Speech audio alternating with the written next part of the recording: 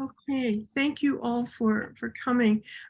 For me, this is a really exciting offering because in 2019, I was in Delhi, well, outside Delhi, doing training with UNESCO Mahatma Gandhi Education Institute. And as a part of that training, Ayesha was there, which is very exciting that she's back here. But there was a celebration, an event of young people from around the world. And I spent half of my first day at that celebration with the founder of Project Fuel, Deepik Ramola. And since that time, I've been really following everything that Project Fuel has been doing. And I can tell you, it's been quite a lot. And I think that anything that they produce is just really inviting and to a certain extent challenging for people who might want to take some of their ideas and put them into their own learning experience. And so I'm going to let Akasha and Ayesha to present what Project Fuel is all about. And one of the things that was so interesting as I was going through their bios, because I had mentioned that I had met Ayesha in Delhi. And so all of a sudden that 6 degrees of separation became true with my relationship with her and obviously with Project Fuel. But then Akasha, I was reading that you went to Monash, which is one of our compassionate universities. And we've been doing a lot of work. And in fact, we will be doing a course starting in March with them on common humanity. So I'm really excited that, again, there's another thread that brings us all together.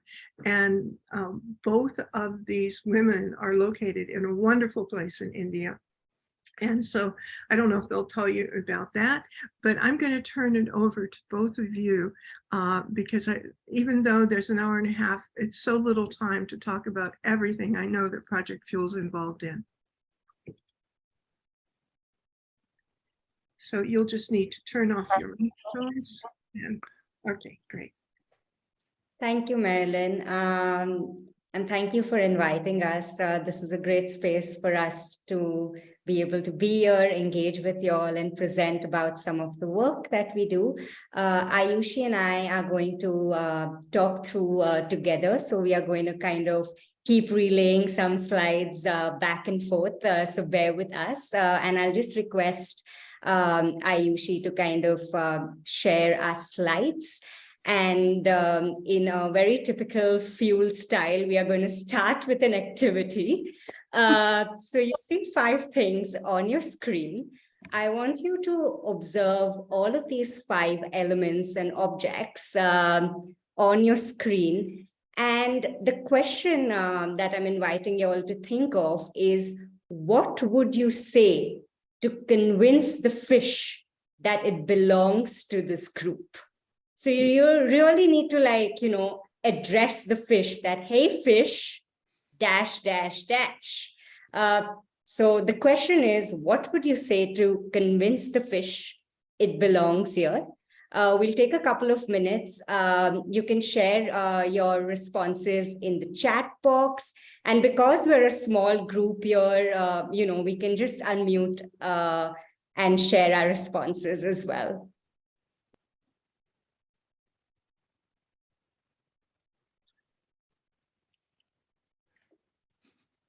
Well, I'm going to tell the fish that it really has a significant role because it is a traveler and it provides its own source of transportation. And to that extent, it's probably just a lot more advanced than the automobile or even the ferry. But everything that we have here is in movement. Thank you so much, Marilyn. I have a sad story to add to the fish, but it sort of connects with Marlin's story, and it's great to be here today. But the sad story to convince the fish that it actually does belong to this group is that, like Marlin says, it's a transport, it's a mode of transport. The other modes of transport are slightly different, but what the fish is actually carrying around, according to a research I've just read today, and particularly in the United States, where some people from this group are part of, it's transporting pollution around the seas and lakes and rivers. There are opportunities to go the other way and transport good health as it once was, but unfortunately that's what connects it to the other three, particularly, that are using fuel. One, the skateboards, that could be your friend, the fish, but the rest of them, they're not so friendly towards you, but they're part of the same group. Thank you, Shane.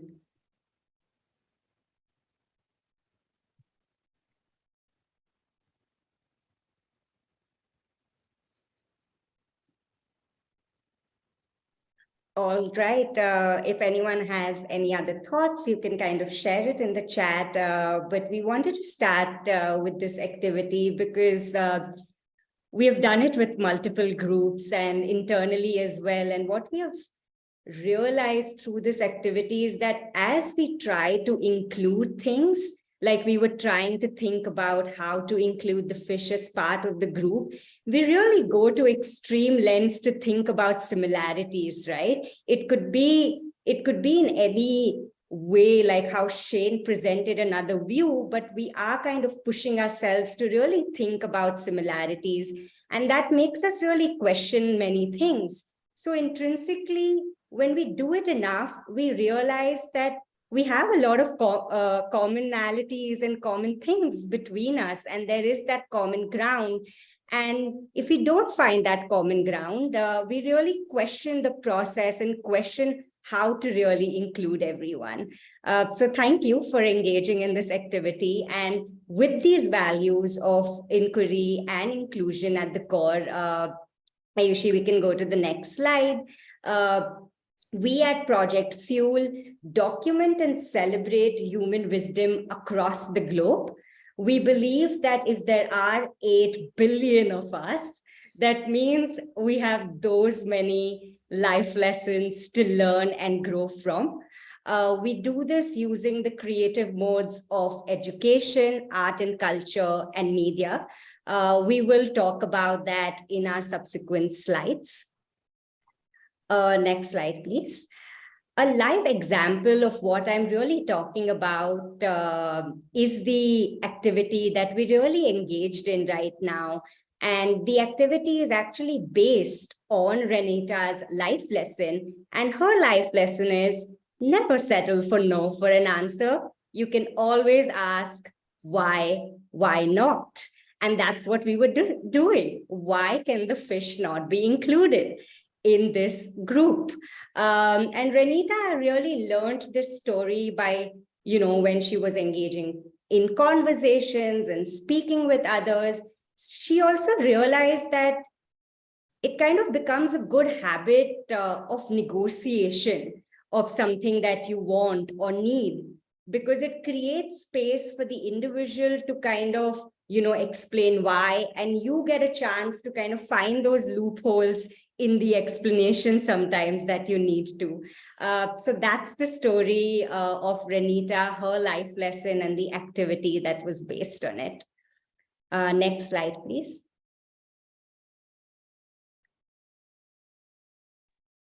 So I'm going to take you through the journey of how Project Fuel started and how we came to where we are right now.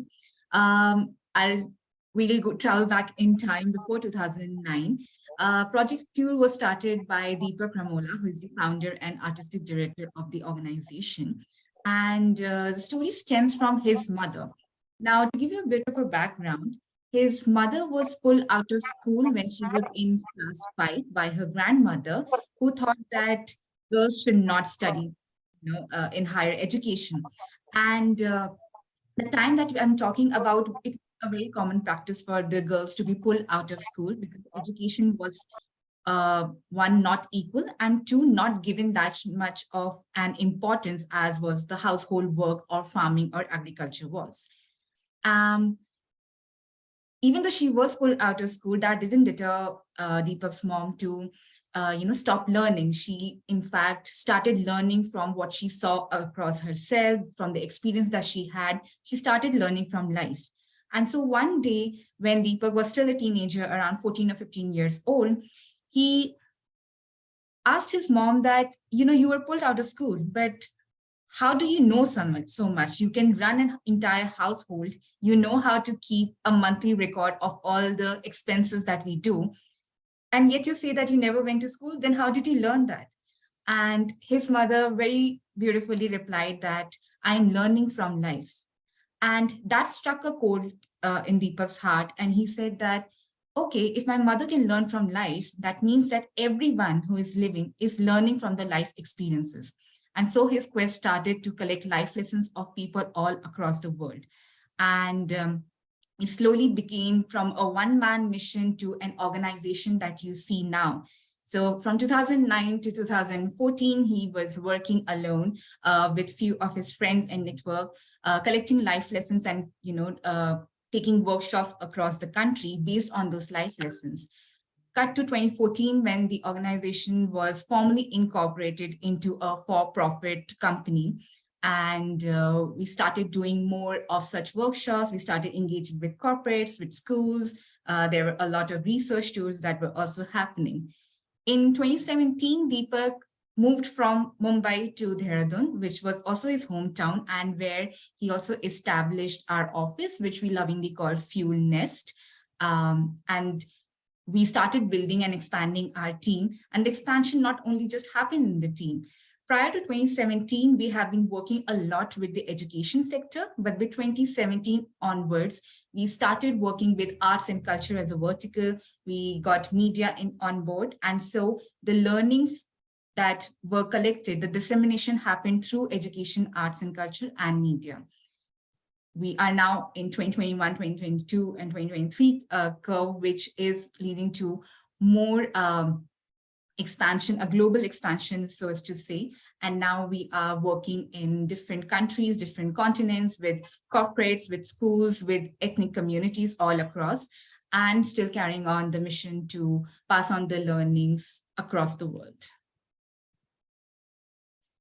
And how do we do it? As I touched upon that, we have three verticals that we focus on: education, arts and culture, and media. In education, what we do is we basically explore a collage of tools and resources for schools, parents, educators, and learners of all kinds. With arts and culture, you can discover wisdom as a catalyst of social change for communities, creative thinkers, and art practitioners. And with media, there's an immersion in the world of compelling short stories, films, documentaries, and new age storytelling. Our education initiatives use the transformative power or human wisdom to build essential life skills grounded in experience and develop a strong sense of self and growth. With education, there are two kinds of offerings that Project Fuel has. One is when we expose learner to wisdom-based learning through our curriculum integration, workshops, and wisdom corridors. So when it comes to curriculum, we design curriculum in different kind of modes and themes, be it part of the school curriculum or be it a very specially curated curriculum for a kind of a group, be it corporates, be it teacher training, or be it students. We do we have performance and interactive based activities that we disseminate through workshops. And then there's a very beautiful project called Wisdom Corridors that we're going to talk about later in the presentation. The other mode is the training and facilitating for educators to integrate the model of our learning, which is called the wisdom-based learning, into their curriculum. And we do this through fellowships. We have teaching resources.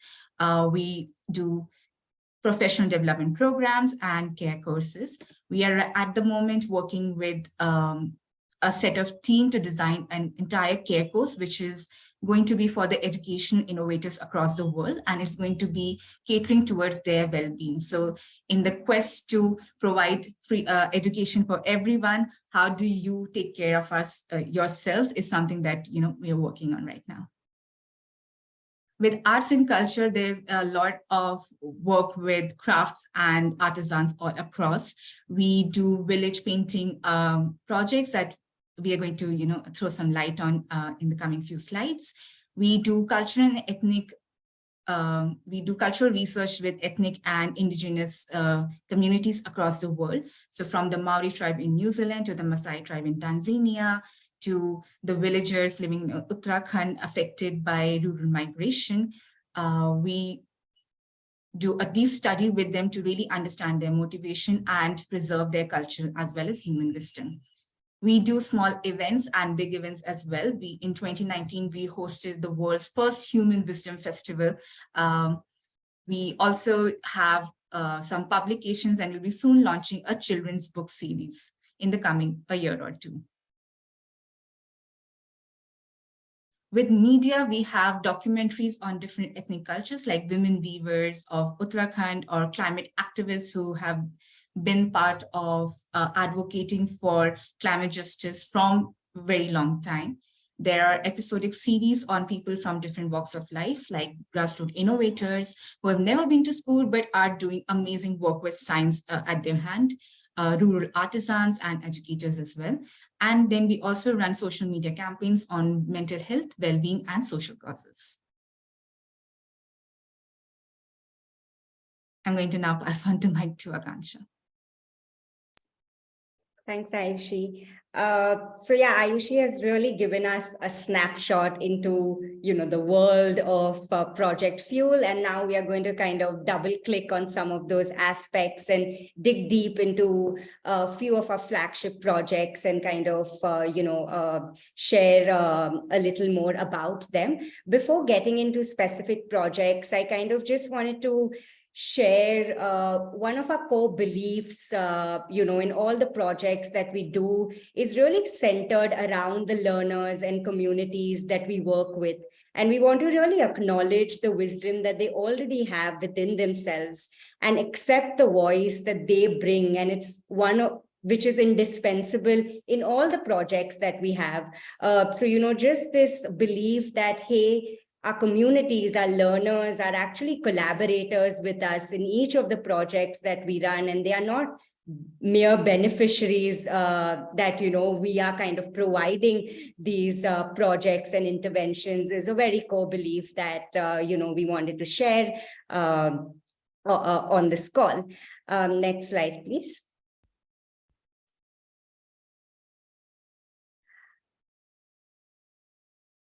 All right. I know that there is a bunch of text on the screen. Don't worry. I want to bring your attention to the pinwheel right now. And I think for us, it was really borrowing the symbolism of the pinwheel, which really kind of exudes this playfulness and joy. And that's what we want to bring when we are dealing with wisdom.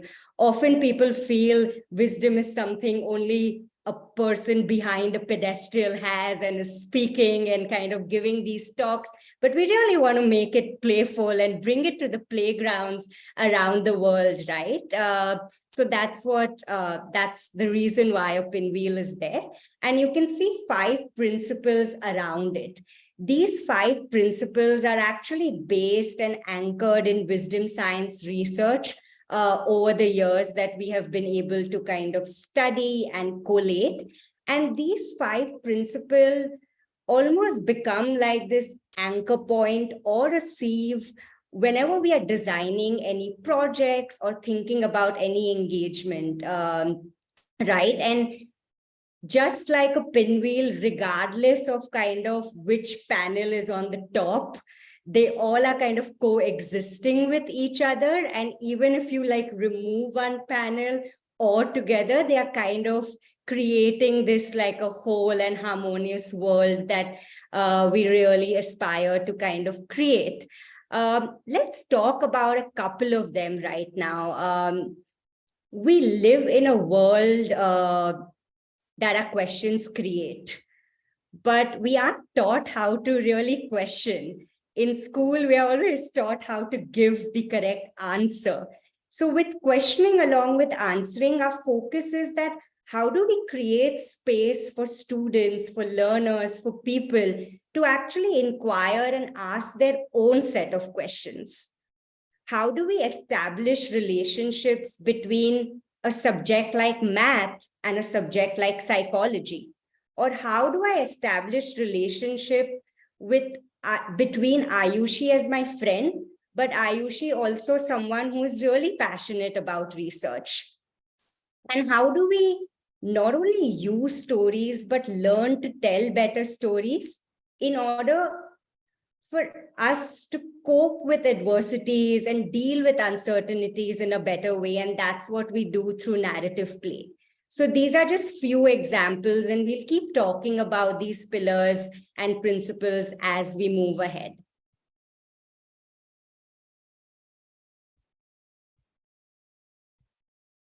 All right. So we are kind of double clicking, questioning along with answering right now. And we truly believe questioning as an expert skill almost fosters creative thinking, challenges participants to really think beyond certain established answers and motivates them to learn new things. It also really brings out this kind of idea and imagination and really stirs the imagination of the learners. So I want to give you an example. Project Fuel has been working with a community in rural Tanzania in a village called Babati, in a district called Babati. And we were doing a couple of workshops and interactions with the students there in 2 primary schools, in Ari and Bacho Primary School. This was in partnership with an organization, a beautiful organization there called Karimu Foundation.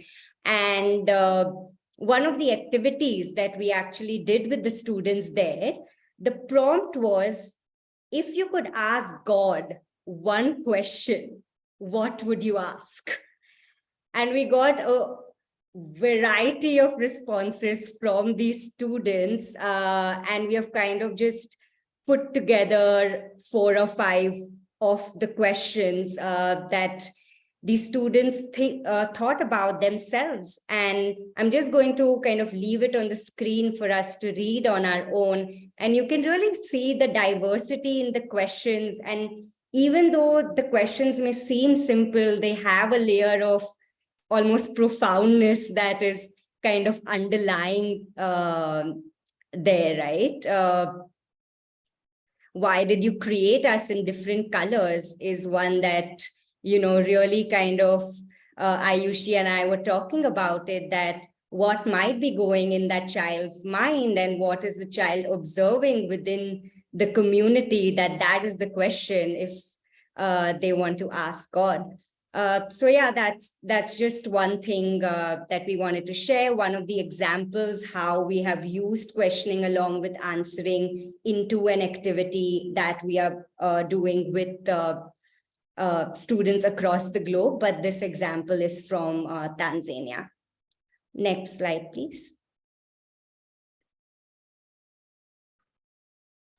So with the same group of students, we wanted them to have a little fun, roam around the fields that they are so kind of grateful to actually have around them.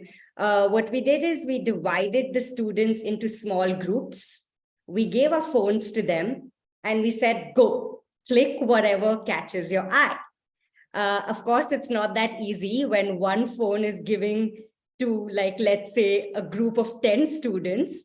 So those 10 students had to really negotiate with each other, discuss what is important to them, what is not important to them, which frame looks good, what is the story that they really want to capture through the photographs that they are going to be documenting. So with a lot of back and forth and discussion among the group, they kind of went out in the community and clicked a lot of photos and brought it back to the Project Fuel team. What we realized was friendship. as one common theme, which was really tying all of their photos, right? And it's not a surprise because Ayushi has been there twice or thrice. I have visited there once. And we realized that love and togetherness is almost these like community values that come out when you spend time in Babati with these amazing humans that stay there. So it was no surprise that they all wanted to kind of click their friends. We also realized that some of them clicked the toilet, their school toilet, because for them, that was such an important thing because for years, they didn't have access to clean sanitation. And now with Karimu Foundation working, they actually have access to that. And they want to kind of portray that that is important to us and that is impacting their lives in different ways.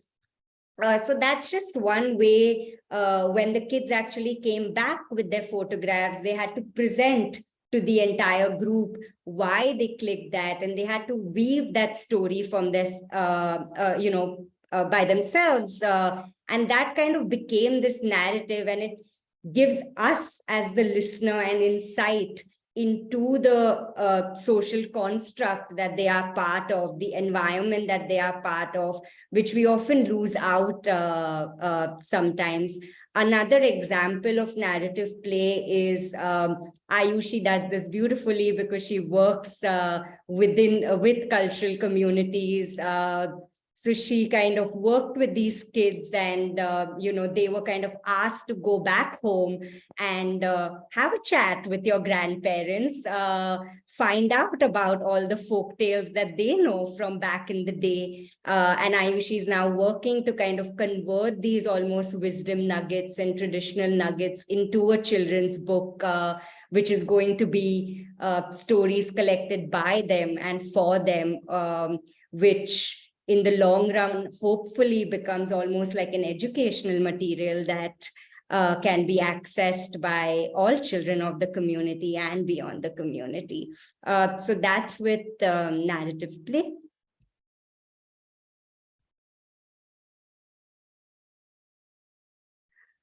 Okay. Now we are getting into the projects. I can see my colleague Richa joining in. She is the force behind this project. I'm going to talk a little about this project. It's one of our flagship projects. It started back in 2018.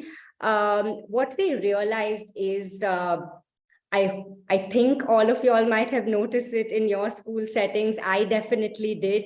When I used to walk through my school corridors, I had these frames put up in our school corridors, and they would have like quotes from Mahatma Gandhi, Mother Teresa, and they would all read amazing quotes, but they were not the people that I could personally relate to as a student or even have access to ask them questions when I felt lost, or if I saw my friend being bullied. I couldn't go up to a Mother Teresa, unfortunately. But who I can go to are my teachers within the learning ecosystem. And they are the ones who could really become these role models for the students in our learning environments.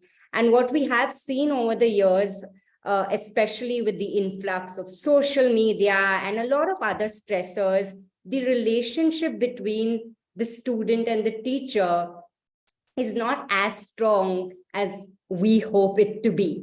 And that kind of became the genesis of the Wisdom Corridor project, where what we do is we go into school ecosystems, we train students to document the life lessons of their teachers and kind of have that conversation with their teachers that, hey, what's a life lesson and where did you learn it from? And through these conversations, it's an entire student-led project. We have wisdom clubs and we have wisdom squads that really lead this entire project. And after they document the life lessons of the teachers, they kind of convert them into these open exhibitions, kind of a wisdom exhibit, which is all of the kind of life lessons that they have collected, framed up in their school corridors that they have access to and they can go back to, so that if Ayushi is my math teacher, now I know that Ayushi has so much more to her personality than just teaching me math. So that's what we do through our project. Really the inauguration, I just wanted to add here, the inauguration of the Wisdom Corridor, although seems like the end of the project, but it is the start of the project in some sort of way, because our aim and our goal is to really infuse this wisdom-based learning within the students, so that all the skills that they have garnered through the project, they can really continue, and it becomes like this cultural phenomenon inside and beyond the school system. Next slide, please.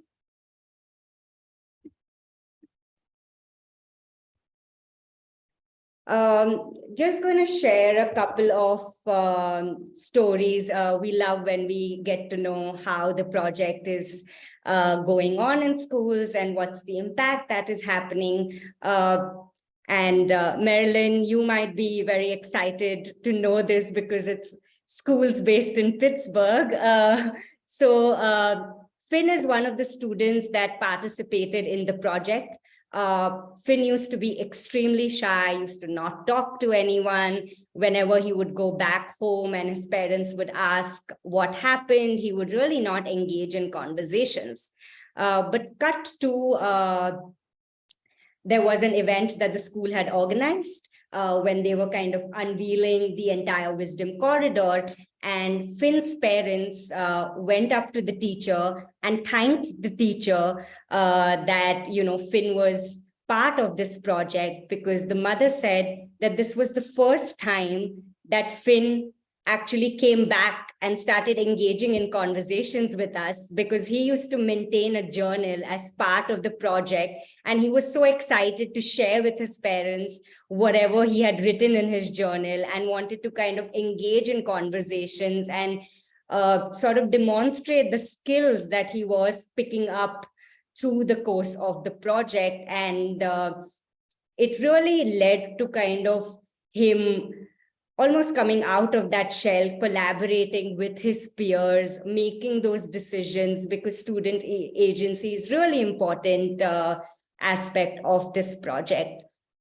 Another example is more at a school level, where we realize that we are just a spark into the school system, but the educators and the school leadership really can embrace this. And it's a playing field and it's a blank slate. You can do whatever you want with it. And at Hampton School, we were lucky to kind of engage with one of the teachers there, Melissa. And she is kind of coming up with these insane ideas, if I can use that word, because what she's doing right now is all the life lessons and the stories that her students have collected, she's actually using qualitative data analysis, keeping the stories in mind. So that's one way she's already integrating the project into the class. She's thinking about ways that, we have the morning assemblies and the morning announcements that go on. So can the students actually announce one of the life lessons every week? So really trying to kind of think about how can it distill and become part of the school culture is what's happening in Hampton School, and hopefully many more schools around the world. Next slide, please.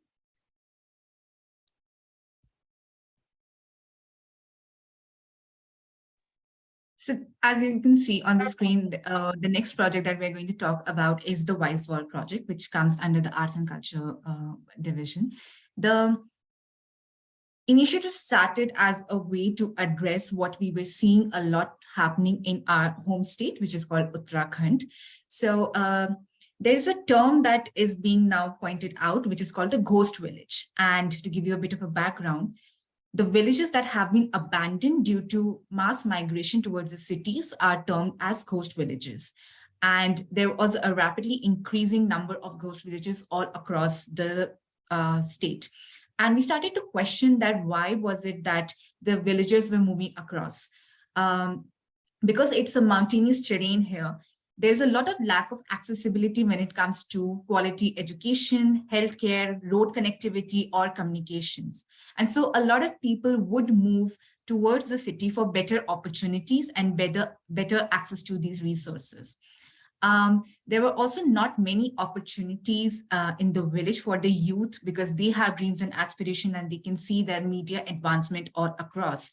And so a lot of repressed aspirations also led for the youth to be kind of, I would say, unsatisfied with the life that they were living, and they wanted a bit more.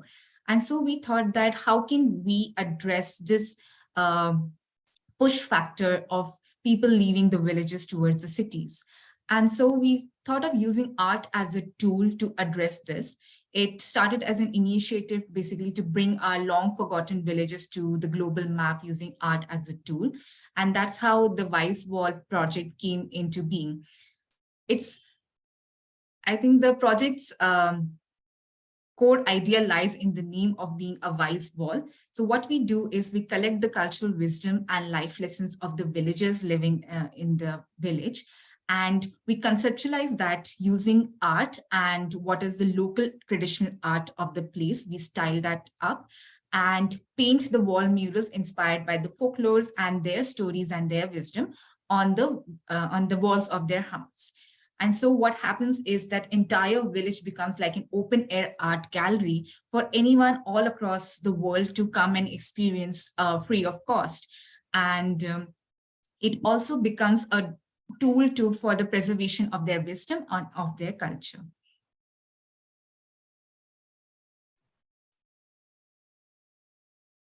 We have till now done 3 projects under the Vice Wall, 2 in India and 1 in Tanzania. I'll just give a brief background into what the villagers were facing before the Vice Wall and how the art has been impactful there. So Saur was an abandoned ghost village with only 12 families remaining in 2017. And using art as a tool to bring in social visibility to the place, the village has now become like a tourist attraction across the digital dailies. And we have now many people, a lot of footfall happening in the village. The village was declared a tourism attraction by leading publications. It has also now become a hub for film and music productions. So there are a lot of local film production units you can see in the village being set up and using them for their backgrounds. There was a 50-year-old fair also revived through the initiatives of local organizations and the villagers, bringing in more tourism and livelihood opportunities. We also initiated a digital literacy fellowship for the youth of the village. And recently it also won a Best Documentary Award for the entire project that was shot on film. The second village that we worked at was called Khati, which is up near the glacier. So it has no access to the main cities. There were no roads and it took like 5 hours of trekking to reach towards the village. As a result, there were very few influx of tourism because it is a hard way to reach to the city, to the village, sorry. And there was also a lack of hospital in the area. So there was a lot of dependency on using on walking towards the cities, which actually lost a lot of time. And the access to medical facilities was really lengthened. And so through this process, we were able to again bring in social visibility. The good news that we just received a few months back is that Khati is now connected via a newly built road to a national road network. So the 5 hours that we took to trek is now reduced to just half an hour of journey from to the place. There are a lot of artisans who are also now working in with organizations based in metro cities, and they are able to sell their merchandise easily. The Losimingori village is based in Arusha, Tanzania, where the Maasai tribe lives. And we recently concluded the Vice Wall project there. the village was facing severe drought. The women of the village would walk for 9 hours to get water for their families, for their cattle every alternate day. And many of the young girls also had to drop out of school to be able to help their mothers. There was no central place for the community to come together and talk about their welfare. They also had a women's self-help group who could not really conduct any business because it would really get so hot in the area that there was no place where they could just sit together and strategize on how to better conduct the business. And so with over a 4-year collaboration that we did with the Maasai tribe, in the middle of a pandemic, we were able to build a community center, which is now being used by the women to sell their craft. There are digital literacy classes that are going on at the community center, which is benefiting the women and the youth of the village. And there was also a water harvesting system that was set up in this previously drought-ridden village through external partnerships. And so Losimingori village, where women had to walk for 7 to 9 hours just to collect water, the time has now reduced to 1.5 hour walk, and saving a lot of time for women to focus on other activities. There is an increased enrollment in the schools as well. And because the water is now accessible and in a very clean environment, there's also a less sickness that the children are facing. The next project that I wanted to talk about is called the World Wisdom Map. And to give a brief background into how the map actually came in place. This is an initiative that we conducted or executed in the year 2020, in the year of pandemic. With the COVID happening, I think everyone was at a very grappling loss of whatever was happening across the world. And not just COVID, but there was a severe climate crisis that we were facing with forest fires in Australia and drought in our country. And overall, there was a huge narrative of grief and loss all across. But we also wanted to share a narrative of hopeful stories and learnings. The world had unified in the wake of pandemic and taught us valuable lessons individually as well as collectively. And we wanted to know what people had learned during those tough times and share the resource with the world at large. And that's how the crusade or the mission began. We started collecting life lessons of people from all 195 countries across the world. And as cool as it sounds, it was not easy at all. We were lucky enough to have an amazing team of volunteers who were working very hard in getting the life lessons or connecting us with people from all across. It also brought in a lot of learning experience because we also got to know about some of the countries that we had never heard about. And like one example that I would love to share because it's very funny was that in the list of countries, there was a country called Swaziland. And we kept searching for Swaziland, but it did not appear. But we realized that during the course of the project, the name Swaziland had changed to Kingdom of Eswatini. So we were also, looking for a new country name at all. But the map actually brought in beautiful lessons from all across the world, and not just these life lessons, but we also wanted to see that how best can we disseminate the learnings that we have received. And so we worked with education tools, we worked with art tools, and we also got in data narrative tools to better tell the story about it. And on 25th December 2020, when this World Wisdom Map was launched, we saw that there were life lessons from all across the world, 195 countries in the world, but we also saw an education module that is based on life lessons from that we collected and rooted in wisdom-based learning. In fact, one of the activities that you did in the beginning of the project is from World Wisdom Map. There were also art as a tool, as a medium to disseminate the learning. We had professional artists as well as school students who interpreted artworks, who created artworks by interpreting life lessons of strangers they had never met. And there was also a data learning that happened. So the MAP has stories of transgender artists, college students, teachers, entertainers, entrepreneurs, social and climate activists. A lesson from a former Ugandan child soldier to a lesson from a Singaporean social entrepreneur, a homemaker, a Nobel laureate on the same website. Till now, the World Wisdom Maps education module has had an impact figure of 8,800,000 and has been downloaded in more than 30 countries. I'm going to leave some beautiful anecdotes for you to read on what people had to say, and also talk about the data narratives that the map brought in. And it was really beautiful to see that the lessons that we received really showed that realization and hope are the most common outcomes that people reflect on to understand what they learned from their life.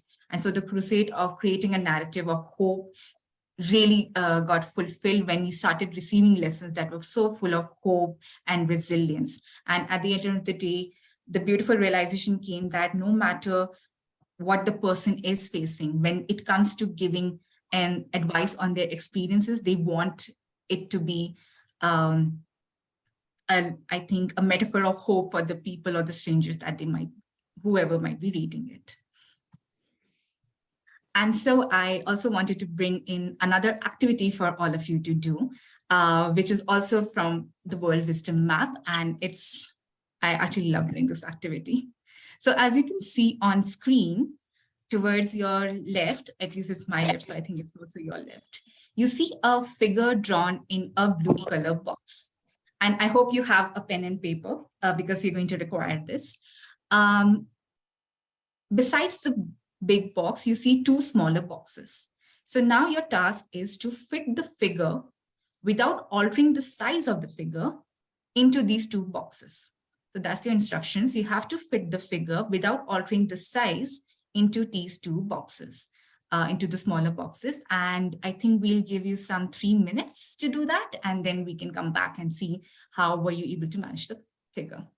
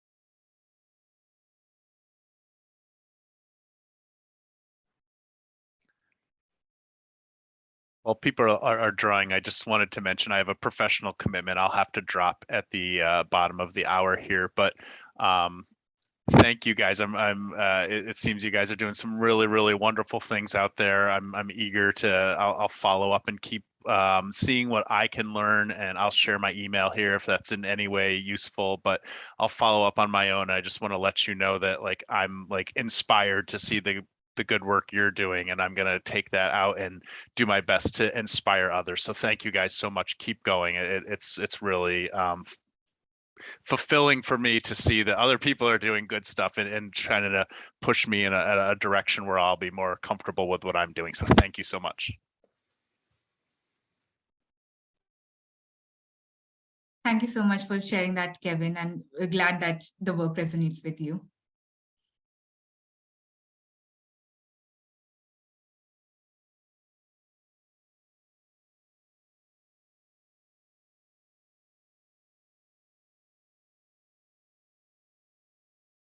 Okay, I just want to check if you were able to do, like, whoever has done can just, raise the hand and we can take the answers.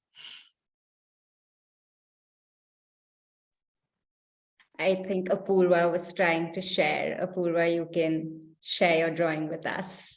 Or maybe even Kevin, if you want to go first, in case you want to drop out. Apurva is on our team, so we can bully her a little to staying second. Art is by no means my strong suit. I hear, people say, they told me no math would be involved. I've said, no one told me there'd be art involved, but I'll show you what I tried. So there's the first one. And my second one, I tried to make my guy sitting down. It looked like there would be room for him to still sit. And the third one, he's tucked into a ball, like he's doing what we call a cannonball into the swimming pool or the water. So those are the ways I tried to get the same person to fit into a smaller box.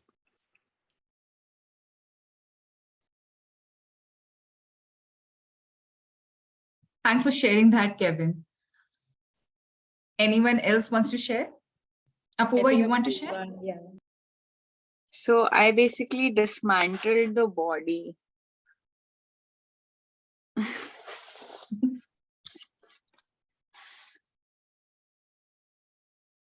Not dark at all.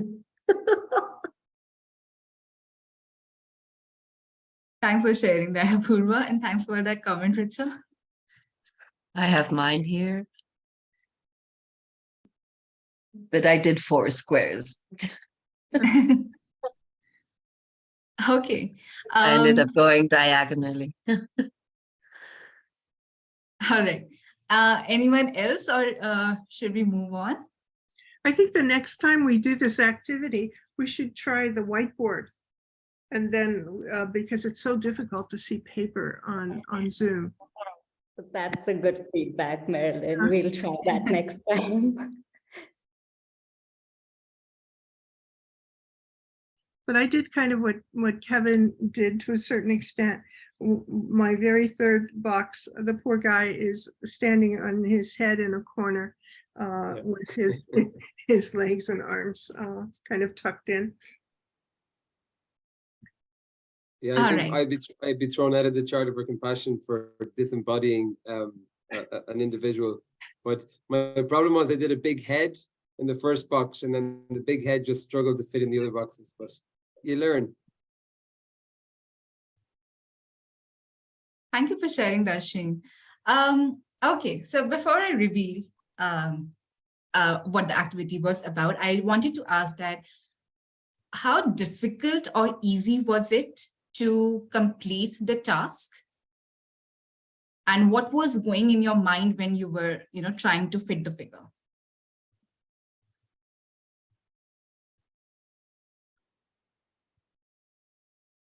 Anyone I think who wants to share? my question was mainly, am I going to get this right? Am I going to be way far out of what is expected or asked for? Okay, thanks for sharing that, Merida. Yeah, I think that the thing that's interesting is that when you look at the full box, you realize that you have to somehow compensate and scrunch up this poor individual.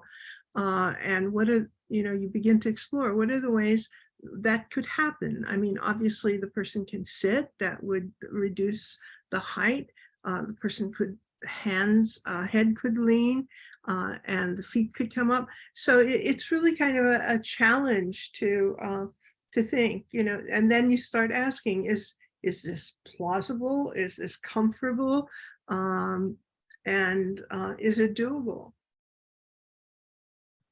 And all of those are really valid concerns when you're trying to fit the figure in. Shane, do you want to share, or?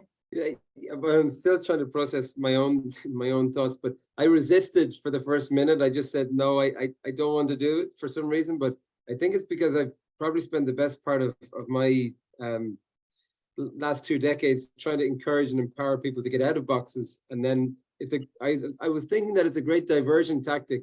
Ask us to fit them in a different way rather than encourage people to, humans shouldn't be in boxes in any kind of way, physically or metaphorically, but there was a resistance, and I was exploring why there was a resistance. Thank you for sharing that. And I think that will also get solved when I tell you that when I started the activity, the brief was that you have to fit the figure without altering the size in the box. But we never said that the figure is human. And so, because when you see that figure, you automatically think that, oh, it's a human. And so the act of fitting that into a box becomes really difficult.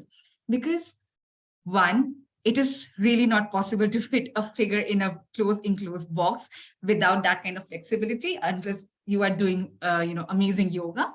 And two, the bias that we really don't want to be confined into a box.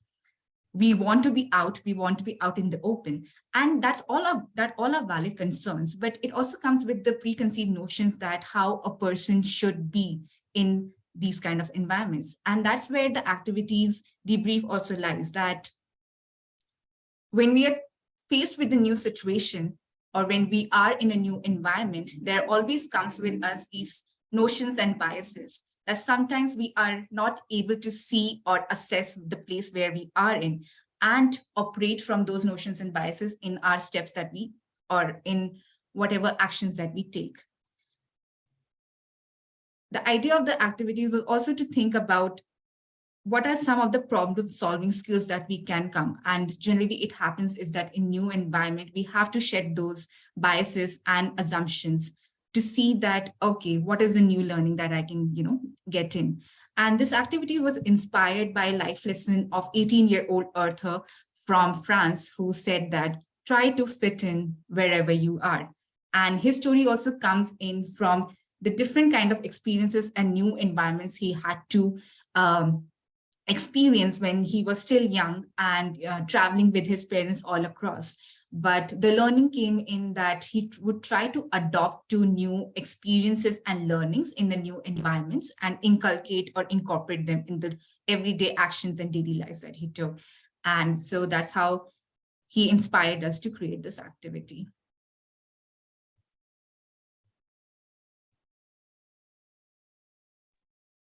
All right, we are getting to the end of the presentation. Thank you for being patient with us. I know that we have run a little over time, just a couple of slides to go. We just wanted to kind of share, we have many dreams, we keep dreaming, but these are our top 3 hopes and dreams that we wanted to kind of bring to this call is really the concept of making learning from each other as a way of life. Project Fuel's intention is never to limit our learning to just within the organization, and how do we as individuals really use wisdom almost as a currency and keep passing it on, keep exchanging it with our peer groups, with our professional circles, and just talk more. And really that concept of bringing it from the pedestal to the pedestrian approach of wisdom is something that is our hope and dream. The second one is, it seems simple when we read it about, hey, we want every child to kind of graduate with a positive story about themselves. But when we kind of really look deep into that, we realize that even though a lot of progress is happening in the education domain, traditional learning systems are still rooted in, the focus is a lot on cognitive skills, and there is not that much focus given on the socio-emotional skills. And as the result, the goals and aspirations of the child before stepping out of an institution is always anchored in their career and professional needs.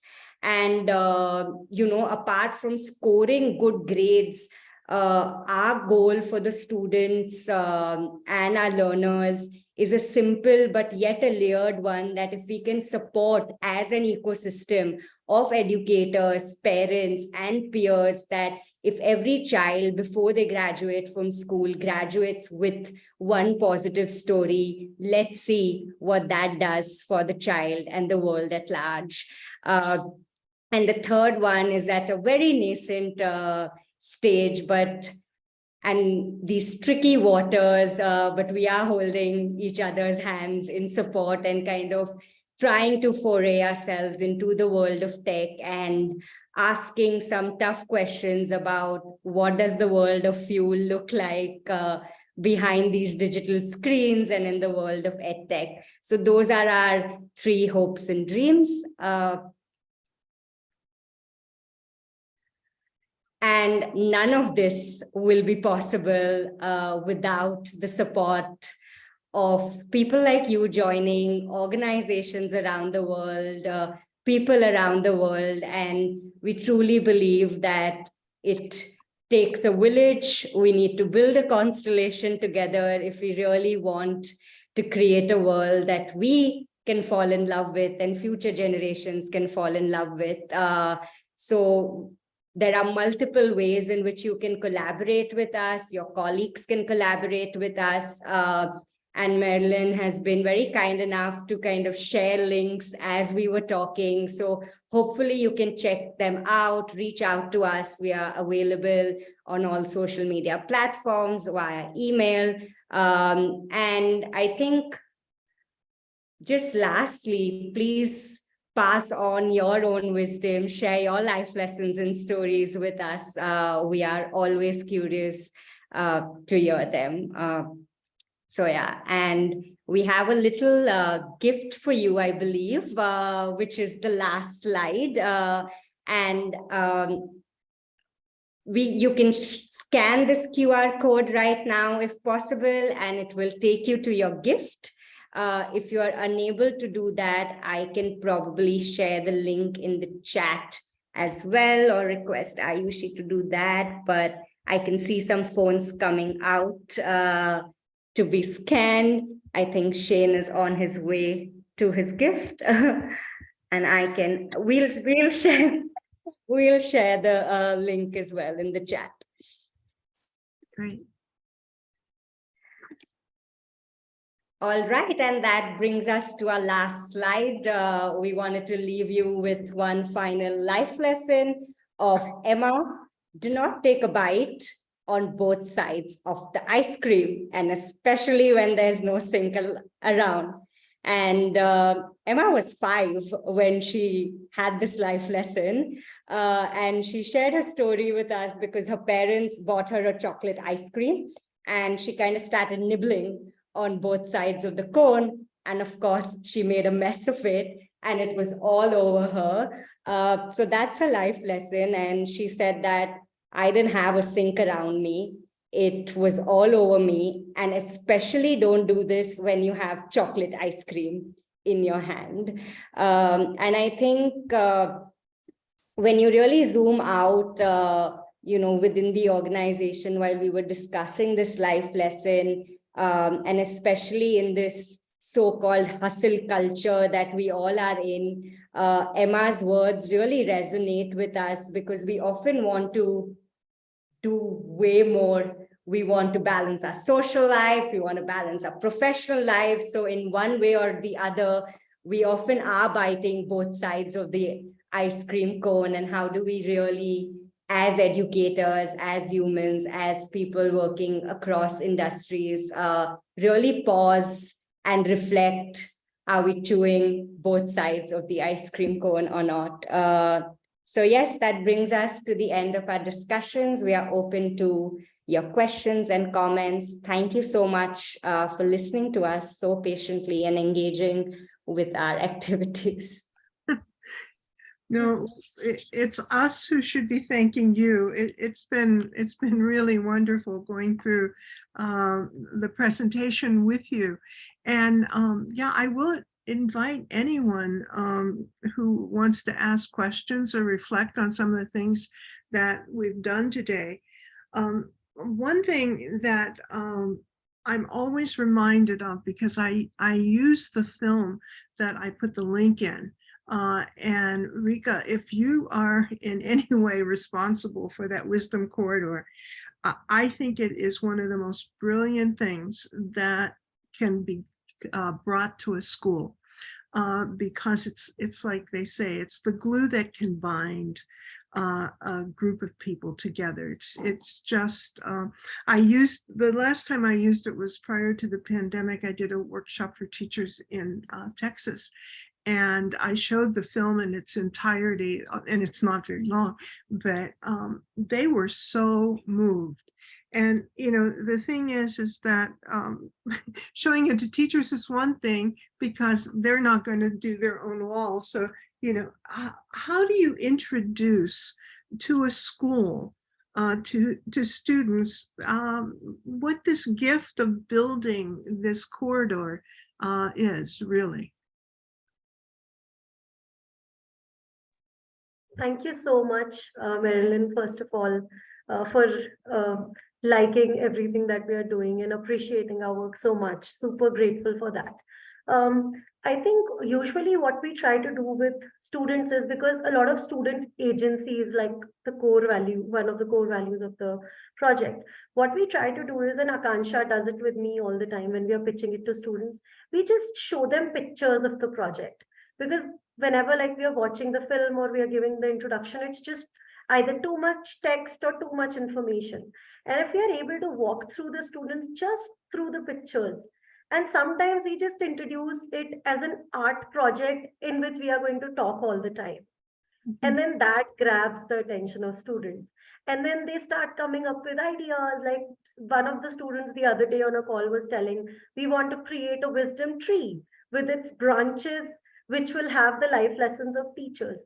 So I think it's just meeting where the students are and being very, very flexible about how we can move around. What we've also witnessed in the past 2 years of doing this project in Pittsburgh is teachers are extremely busy. They have so much work to do. So we don't want to add on to their pressure. We want this project to be super fun, somewhere where they can just be themselves in the space and sit with the students and just talk without a lot of added pressure of, you know, like you have to fill this particular worksheet or Excel sheet by this date. Of course, there are Excel sheets and there are things to do, but we are very, very flexible with, even if you're, you know, like not going to do it in a month, do it in 5 months. If you're not going to do 50 teachers, it's completely fine. Let's just do 5. So very, very flexible with that. I hope that answered your question and we can connect. You can ask Akansha or I'll drop my email ID and we can connect and chat more about it. Thank you. Thank you.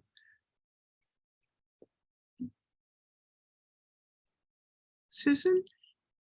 I loved the advice walls, the storytelling in the ghost villages. Oh my goodness.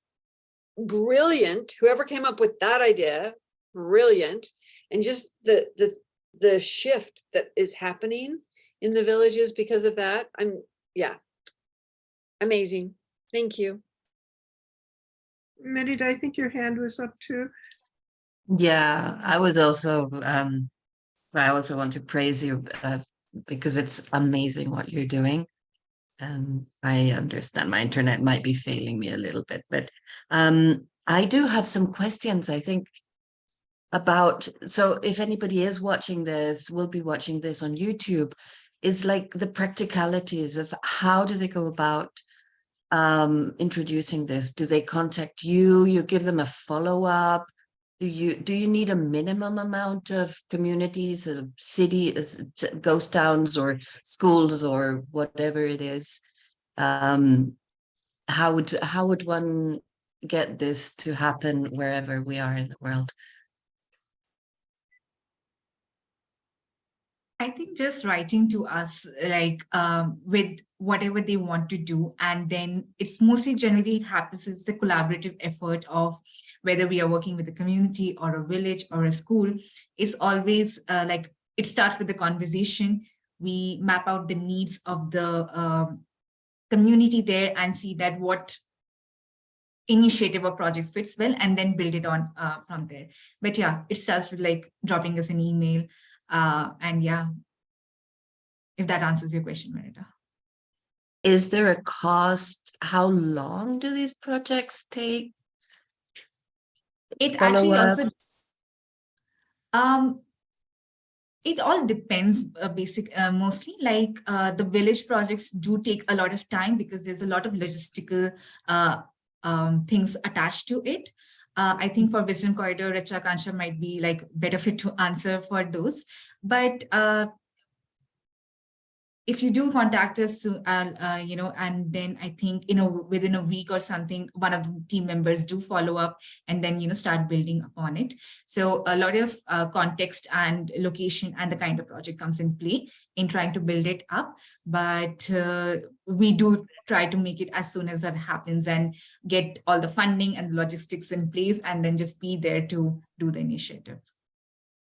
Okay. And just to add on to Ayushi's point, Merida, I think for us, it really, Ayushi put that well. It starts with a conversation, but for both your questions about do we need a minimum number of kind of communities or schools, and with the pay, I feel the short answer is no, because with Wisdom Corridors as well, it started with one school and now it's kind of evolved into, we have got a partnership with Gravel Foundation and we are kind of scaling across multiple schools in Pittsburgh, but it was one school individually done when it started, and now we are doing it in partnership with another foundation. So for the number question, I just wanted to kind of pitch in there.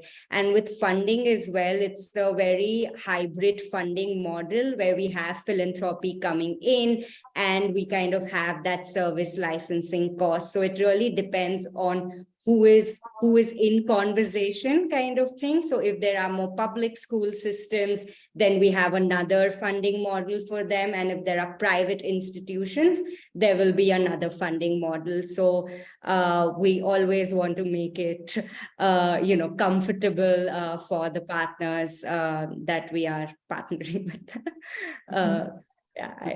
I already envisioned a few schools here in Mexico and ghost towns, and I was like, oh my God, how do I get this to them?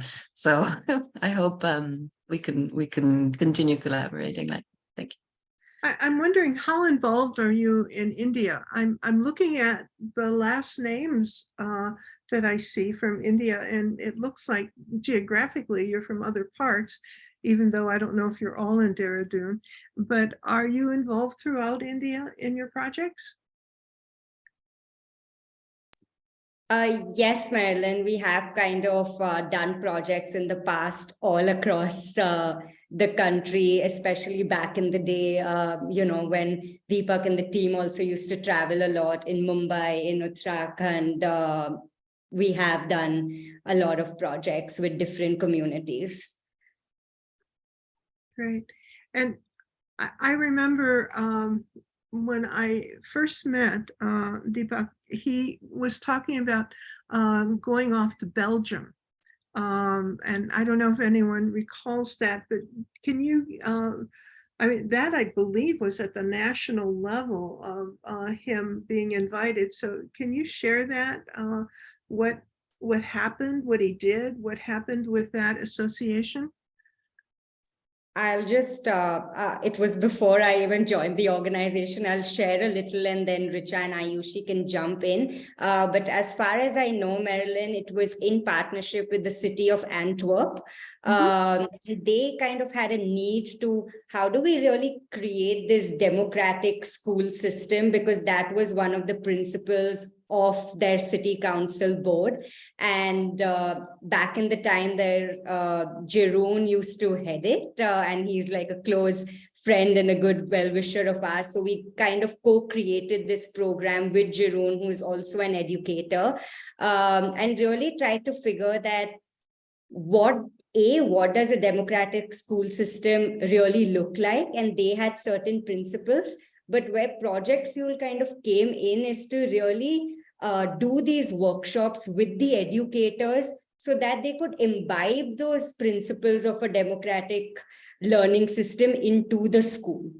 And if you go to see, a lot of the democratic learning system principles and wisdom-based learning has overlaps, because what both the models do is that it underpins itself and makes the learner at the center of the entire learning process. Like that's one of the similarities. So that's what we did, Marilyn, as far as I know, is we we conducted professional development sessions with the teachers based in Antwerp, and they are kind of using some of our methodology and the activities now within their classrooms and learning systems to keep that model intact. And Ayushi, please add on if you have anything. I think you covered most of it, is what was happening. So at that time, the Municipal Board of Education in City of Antwerp had these school years, like School of Kindness, School of Democratic Learning. And so for School of Democratic, actually Year of Democratic Learning is when this entire collaboration happened. And as Akansha was sharing, that there was a professional development training that was happening with the teachers, as well as there were some learnings also being derived from the children. So because it was about entire democratic, there was learnings from both the children and the teachers coming in together to be incorporated into the training programs. And yeah, so that's how the entire, I think the project came to be. Well, you know, I think that the whole notion of democracy and involving students and helping them understand what that is. I don't know if you have it written up, but boy, what a gift that would be. Yeah. So if you have anything and you can share it, that would be lovely. But I was very, very tuned in when you first put out the whole wisdom map. And I think I even filled it out, did my contribution. And, through the last 2 years, we have been developing this map of co-creators. And the idea of our map is that people come and they put in their areas of basically concern and passion, and they do their primary interests and their secondary interests, and then their pin goes up on the map. And we have a filter so that people can communicate with one another and ask questions of one another, or to say, geez, we have a project coming up. We need your advice. We need your help. And I'm wondering if there's any way, and I wrote this and I see that you responded positively, how is it that we might be able to collaborate a little bit and do some interconnections between people who are on your wisdom map and who are on our map of co-creators. I'm thinking of ideas from our end, but I'm wondering if you have some ways of doing this or some thoughts on it. And also the fact that there is a youth version of this as well that's coming up with schools that hopefully will be able to connect. And I absolutely love the idea of this democratic learning system within schools, but to see around a map of the world with how many schools have adopted to this model would be inspiring. And I think there will be a momentum that could generate around it. Mapping is such a simple way of doing it and seeing it, but it's how do you get the people on the map is the big challenge. Yeah. How did you do it? Because I know in a very short amount of time, you were able to get people, as you said, from over 190 countries. That's almost the representation from the whole world. It wasn't an easy task, of course, but we were actually very lucky to have like a very good volunteer team who were at that time based in different parts of the world. The map was also done in collaboration with this Singapore Art Foundation, a Singapore International Foundation, actually, sorry, I mispronounced the name. And they were also very helpful in getting us learnings from wherever they have been working on all across. And funnily enough, it was very surprising that countries that were famous, or known across, were most difficult to get the lesson from.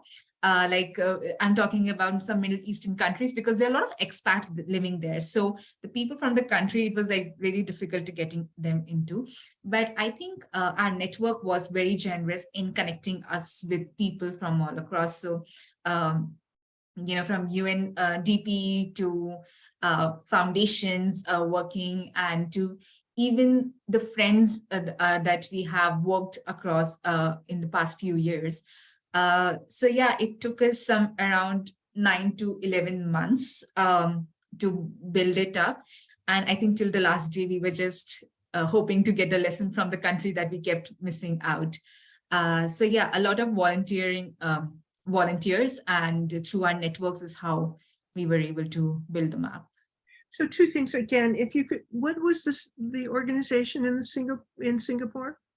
So Singapore International Foundation, they have this initiative called Arts for Good Projects. And we were lucky enough to get a grant from them that helped us build the map.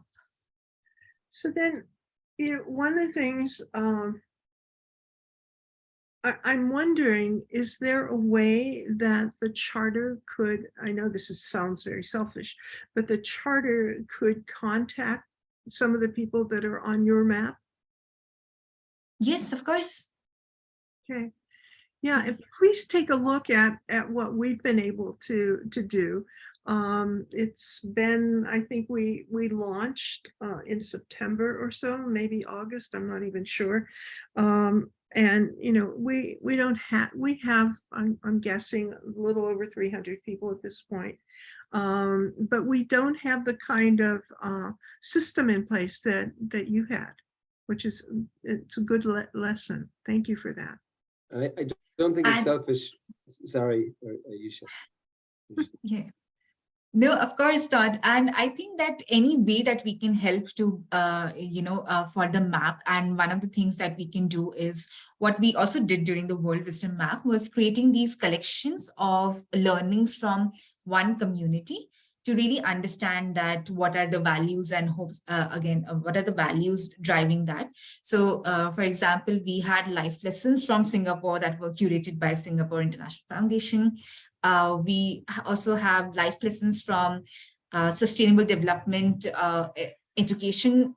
I think they have a very beautiful network, and life lessons from the Dalai Lama fellows as well. So maybe we can curate a life lesson, like an entire collection from Charter for Compassion, and have learnings from you all and your network and the people who are associated with it, and curate a beautiful bouquet of lessons that can also be, shared on the World Wisdom Map, can also go on your map as something that we can start with. Yeah, thank you for that. Shane, you have your hand up, I think. Sorry, I was rudely interrupting there, but what I wanted to say is the word selfish, and I use it quite a lot myself. I think when there's a compassionate motivation behind it, we have to replace it somehow, but I haven't found a better word for that yet. The country, I'd love to know what the country is, to see within this little network, that the country that didn't make it onto the map, how do we get that country onto the map with a story from our networks and make that complete? So if we have the name of the country, that'll be great, and we can try and assist. I know we're really short for time, but well, lots of questions, but I really loved the activities you did in the presentation. I love the quotes because they're real, and they're younger, youthful quotes that make us think in a very different way, as opposed to using well-established, quotes that many people have heard of before. So I applaud that. And a small little anecdotal story is that back in 2007 or 2008, I was working and living in a Maasai community very close to the village that you were working with. Actually, it was called Arcaria, and I looked it up in the map, so it was not so far at all in the Arusha region. But I imagine the multiplier effect of seeing a village, and particularly the women that are walking 9 hours to get water and coming back, seeing a village very close, being able to do what you were able to collaborate on, that ripple effect across communities that are already marginalized heavy. I think it's really inspirational. And I one question that we may not have time for here, but how did you get your contacts or your communication with the Maori community in Aotearoa or New Zealand?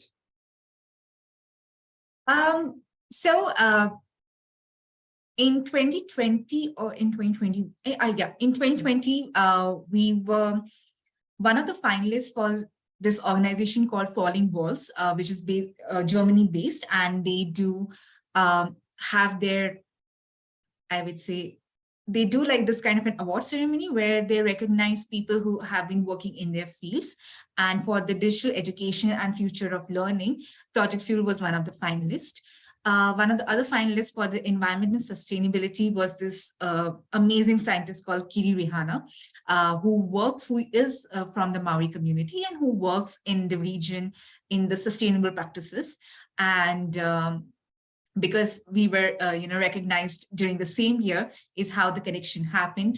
And through conversations is when we started thinking of initiatives with the Maori community, and hopefully we will be doing another edition of the Weiswall Village with the Maori community and with the high school students there, maybe this year or maybe next year. That's something still we are working on. But yeah, that's how the association happened with the Maoris. You know, I know our time is up and we have another meeting. I really want to thank you. But one thing, well, I guess two things. I'd love to, one, introduce you to Uplift TV. I know that the word TV is misleading. They're a documentary film organization. They're based in New Zealand and in the United States. They do short documentaries. I think Project Fuel would just be a wonderful film for them. So that was number one, and I do promise to do that in the very near future. But the other thing that you reminded me of for both of our maps is that there is the Sir Edmund Hillary Fellowship Awards, and one of our volunteers for the film group is one of those awardees. They would be great. That's a great group of people to get on our map and on your map. So I think that we have to ask Thea LeGroux if she would help us with that. So thank you so much. And I hope that you'll join us for these little events, because you'll get an opportunity to meet people every third week of the month that you might like to interact with. So thank you again. Yeah, next month we have World Savvy. So just a reminder for everybody to register so that they can at least receive the recording when they're ready. So thank you, and thanks so much, Project Fuel. This has been wonderful. Thank you. Thank you. Bye-bye. Thank you so much. Thank you so much. Bye.